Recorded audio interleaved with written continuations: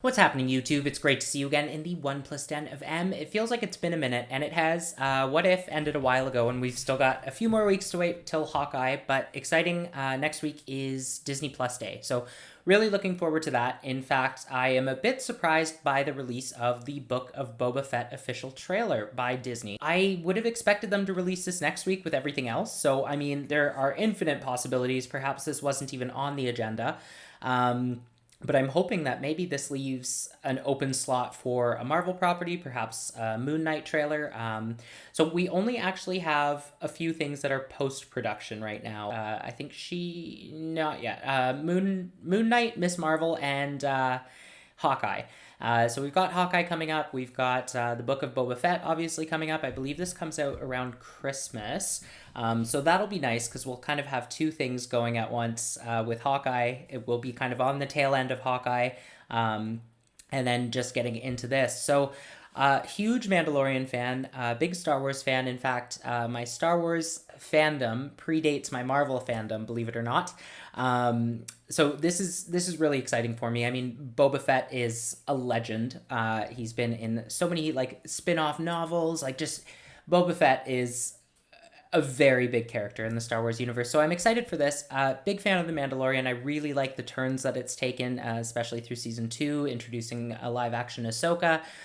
So I wonder, are we going to see her pop up in this, or if we're going to see any familiar faces? Because the end of season 2 of The Mandalorian had some pretty big reveals in them. Spoiler alert.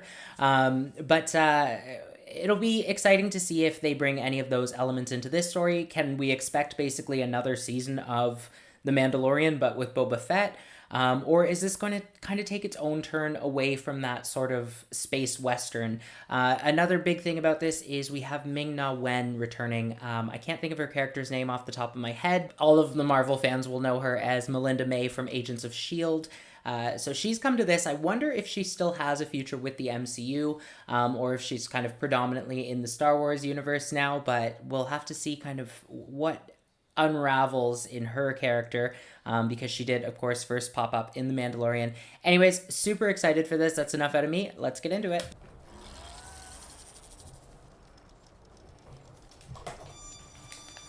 I am not a Oh, a brain spider.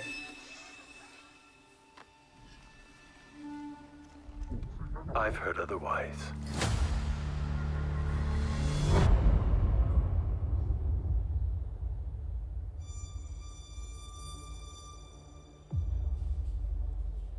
I know that you sit on the throne of your former employer. Jabba ruled with fear.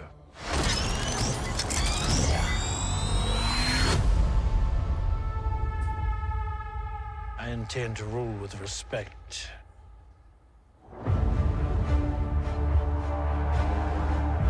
You were all once captains under Jabba the Hutt. I'm here to make a proposal that's mutually beneficial.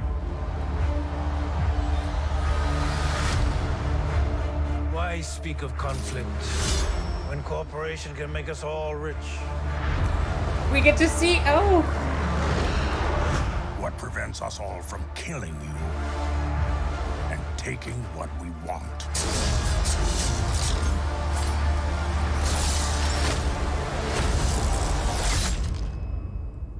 If you had spoken such insolence to Jabba, he'd have fed you to his menagerie. Please. Speak freely.